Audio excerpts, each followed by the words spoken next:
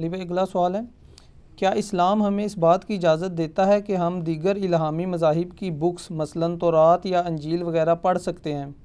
اگر نہیں تو پھر ہم کسی غیر مسلم کو کس منہ سے یہ بات کہہ سکتے ہیں کہ وہ ہماری بک قرآن پڑھے؟ پلیز وضاحت فرما دیں۔ آپ تو ویسے بھی کسی منہ سے نہیں کہہ سکتے، اس کی وجہ ہے کہ آپ نے خود قرآن نہیں پڑھا ہوا۔ اس دن حیدر نقوی صاحب نے اپنے کلپ میں ایک بڑی اچھی بات کی، میں نے چونکہ ان سے مستعار لی ہے، ایک شیعہ عالم ہے، قرآن کے اوپر بہت زور دیتے ہیں، تو اس لیے ان کو کوٹ کر رہا ہوں۔ انہوں نے کہا کہ ایمانداری سے اپنے دل پہ ہاتھ رکھ کے بتائیں کہ اگر کوئی غیر مسلم آپ کے پاس آئے اور آپ کو کہے کہ میں اسلام کو اسٹڈی کرنا چاہتا ہوں، کوئی کتاب ہے ایسی، تو آپ اسے کون سی کتاب پڑھنے کے لیے دیں گے؟ قرآن۔ اور کہتے ہیں وہ قرآن پکڑ کے آگے سے یہ کہے کہ کیا آپ نے بھی اپنے عقیدے اسی کتاب کو پڑھ کے ٹھیک کیے تھے؟ تو تم منہ اڑ کے بہ جاؤ گے۔ کتنی بڑی چپیڑ ہے۔ ان کو تو چھوڑ دیں، آپ اپنے گھر کی فکر کریں۔ ان کو کیا کہنا ہے قرآن پڑھنے کا؟ آپ نے اصل مسئلہ ہے آپ نے خود نہیں پڑھا ہوا۔ تو جس نے خود قرآن نہیں پڑھا ہوا اس کو کوئی ضرورت نہیں ہے تورات اور انجیل پڑھنے کی، ایڈا بڑا فلاسفر وہ بن گیا، اس کی ضرورت ہی نہیں ہے۔ یہ ان لوگوں کی ضرورت ہے جنہوں نے قرآن اور سنت کو پڑھ لیا ہے، اب وہ دیگر مذاہب کو اسٹڈی کرنا چاہتے ہیں، کاؤنٹر چیزیں چیک کرنا چاہتے ہیں، ضرور کریں، لیکن یہ سب کچھ گزرنے کے بعد۔ البتہ اس حوالے سے وہ جو سنن دارمی کی ایک روایت پیش کی جاتی ہے نا کہ حضرت عمر فاروق رضی اللہ تعالیٰ عنہ نے تورات کے چند صفحے اٹھائے ہوئے تھے، تو نبی صلی اللہ علیہ وآلہ وسلم سخت ناراض ہوئے، آپ کا چہرہ سرخ ہو گیا، اور آپ علیہ السلام فرمایا آج موسیٰ بھی زندہ ہوتے تو میری اتباع کے سوا ان کے پاس کوئی چارہ نہیں تھا۔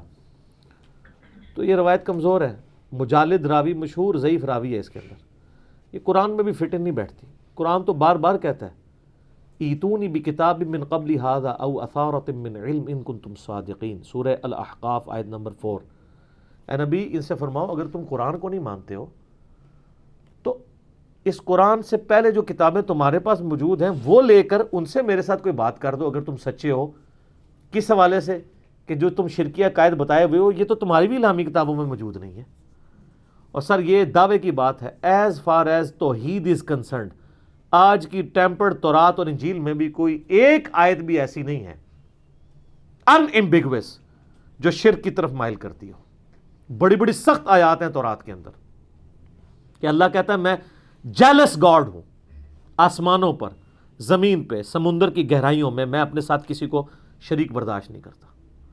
سر اسی لیے وہ ایک کرسچن پریسٹ مسلمان ہوئے تھے جوشوا، ان کی یوٹیوب پہ ویڈیو رکھی ہے how Bible led me to accept Islam, 1 crore سے زیادہ لوگ دیکھ چکے ہیں وہ ویڈیو انگلش میں، پوری لائف سٹوری انہوں نے بتائی ہے۔ کرسچن پریسٹ تھا، اس کو کئی زبانوں میں انجیل آتی تھی، جب اس نے انجیل پڑھنی شروع کی نا تو گمراہ ہو گیا، جس طرح ہمارے لوگ قرآن حدیث پڑھتے ہیں تو گمراہ ہو جاتے ہیں انورٹڈ کاما میں، یعنی وہ ہدایت پہ آ جاتے ہیں۔ اس نے جب انجیل پڑھی وہ کہتا ہے میں حیران ہوا کہ ہمیں جو عقیدے انہوں نے بتائے ہوئے ٹرینٹی کے، اللہ تو توحید کے بارے میں بڑا سینسٹیو ہے، وہ کہتا ہے میں تو ایک ہوں، تو یہ ہم نے ٹرینٹی کہاں سے نکال لی ہے؟ سر آج کی انجیل میں بھی ایک خدا کا تصور ہے۔ یہ کتابوں میں توحید اللہ نے محفوظ اسی لیے کی ہے کہ تاکہ کوئی کرسچن بھی نہ کہہ سکتے مجھے پتہ ہی نہیں چلا حق کیا ہے۔ کرسچن اپنی کتابیں پڑھ کے بھی اللہ تک پہنچ سکتے ہیں، خود اسلام تک آ جائیں گے۔ تو ہم کہتے ہیں ہم لوگوں کو قرآن پڑھنے سے پہلے یہ کہیں گے کرسچنز کو آپ اپنی کتاب پڑھو، اور اپنے مسلمانوں کو کہیں گے آپ اپنی کتاب پڑھو پھر اس کو پڑھو۔ ہم تو اس حق میں نہیں ہے کہ کسی کو کتاب پڑھنے سے روکا جائے، اس کی یا کسی دوسرے مذہب کی، لیکن اس کو یہ کہیں گے پہلے اس کو تو مانو نا جو تمہارے پاس اپنی کتاب ہے جس پہ تم ایمان رکھتے ہو۔ وہ اشک بار آنکھوں سے دیکھنے والی ہے۔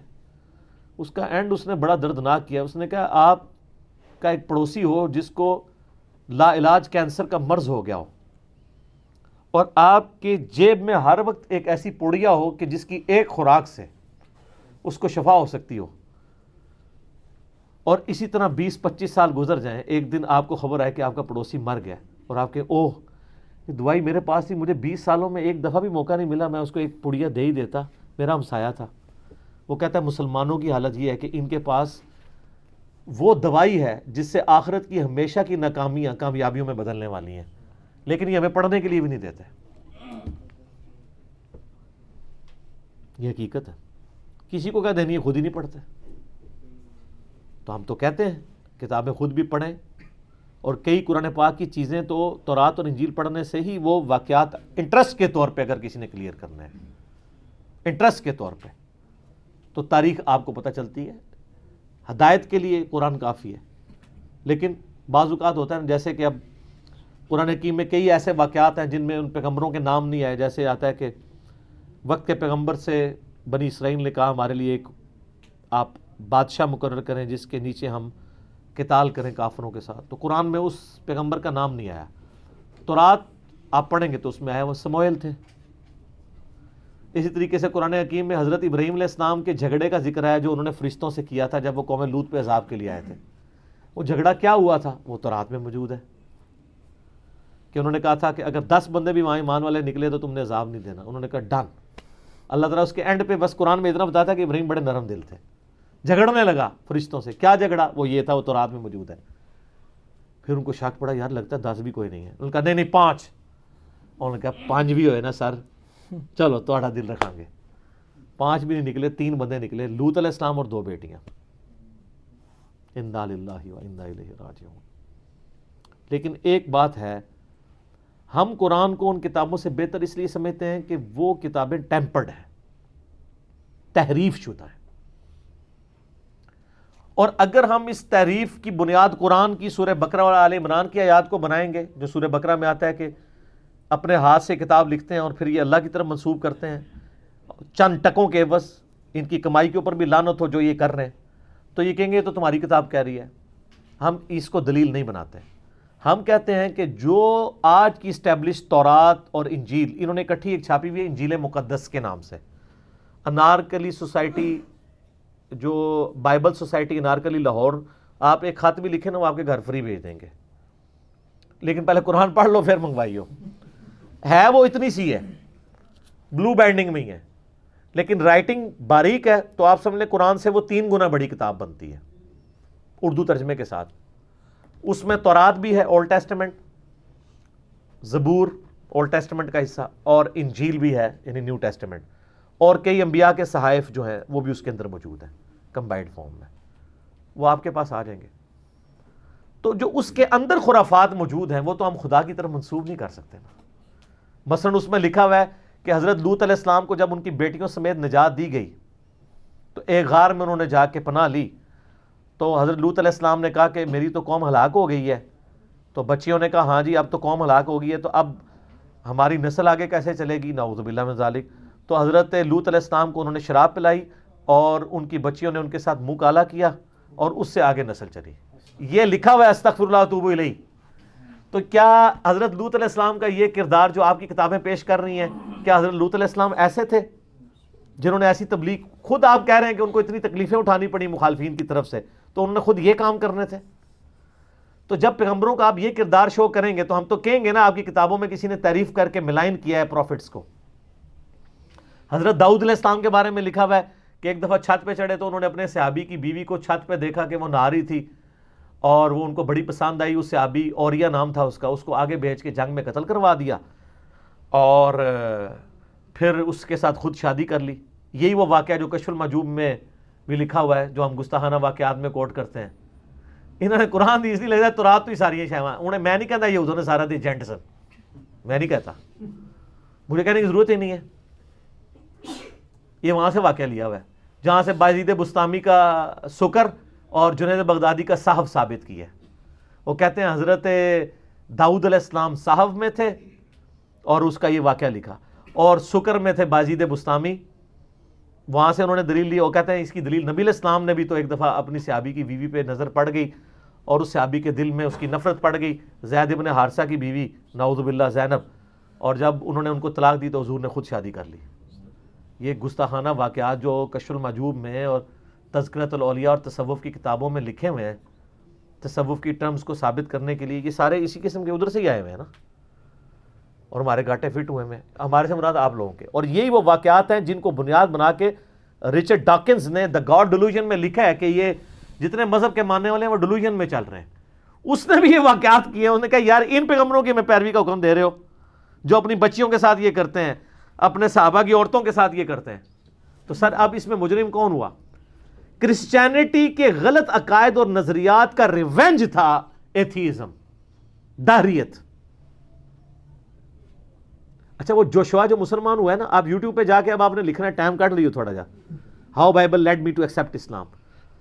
تو وہ قرآن کہتا ہے, وہ جمعے کی نماز میں اس کو کوئی ایک مسلمان دوست لے گیا, بڑی لمبی سٹوری ہے, مزہ میں آپ کا خراب نہیں کروں گا, آپ اسی سے سنیں. تو اس کو مسجد کے خطیب نے قرآن ترجمے سے پڑھنے کے لیے دیا. پاکستانی خطیب نہیں دینا ہوتے, فضائل محل ہی دینی سی انہیں, فضائل سنت دے دینی سی. ہاں حقیقت بات ہے, میں رائمنڈ گیا ہوں, وہاں قرآن ترجمے سے پڑھا ہی نہیں ہوا. فضائل مال پڑھی ہے, فضائل درود پڑھی ہے. میں نے کہا کیوں نہیں؟ کہتے ہیں حضرات کہتے ہیں قرآن سے اختلاف پیدا ہوتا ہے. میں نے کہا قرآن تو کہتا ہے اختلاف ختم کرنے آئی ہے کتاب. چلو آپ کو اگر ترجمہ سے اختلاف ہے, اشرف علی تھانوی کا ہی رکھ لو. اگر آپ امت لیول کا کام کر رہے ہو تو ایک بریلویوں کا سیکشن بنا لو, ایک دیوبند کا, ایک اہل حدیث کا, ایک شیعہ کا. بریلویوں میں اعلیٰ حضرت احمد صاحب بریلوی کا ترجمہ رکھ لو, دیوبندیوں میں اشرف علی تھانوی کا رکھ لو, اور شیعہ والے سیکشن میں سید فرمان علی شاہ کا رکھ لو, اور اہل حدیث میں جونا گڑھی کا رکھ لو, اور میرے جیسے سادہ مسلمانوں کے لیے مودودی صاحب کا یا فتح محمد جلندری کا رکھ لو.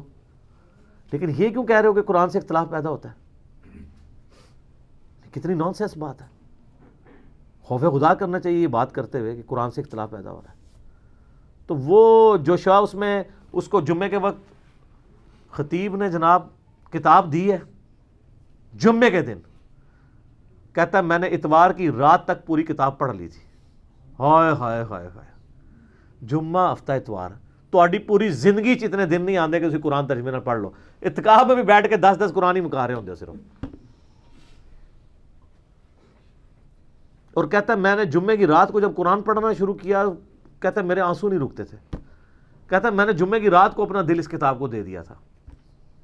اس دن مجھے سمجھ آئی کہ یہ شروع میں سورہ البقرہ اور آل عمران اور نساء شروع میں کیوں ہے, کیونکہ اکثریت تو خدا کے ماننے والے ہیں نا, الہامی مذہب کو کرسچنز ہیں. کرسچنز کے لیے تو پوری ان کو بنی اسرائیل کی ہسٹری تورات میں بھی انہوں نے پڑھی ہوئی ہے, سورہ بقرہ میں آئی ہے. اچھا وہ کہتا ہے جی میرے لیے اٹریکشن یہ تھی کہ قرآن جس طریقے سے انبیاء کا ذکر کرتا ہے نا, واقعی وہ رول ماڈل تھے. اور جو میں تورات میں انبیاء کا کریکٹر پڑھتا تھا نا, اس سے مجھے نفرت ہوتی تھی. اور اس کا قد چھوٹا ہے. حضرت داؤد علیہ السلام کا بھی قد چھوٹا تھا.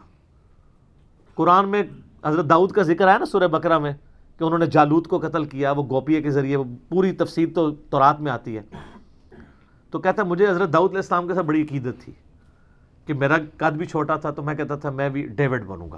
کہتا ہے جب میں نے ڈیوڈ کے حالات پڑھے تورات میں, تو لیکن جب قرآن میں پڑھے تو اللہ تعالیٰ نے حضرت داؤد کا ذکر کس طرح کیا ہے.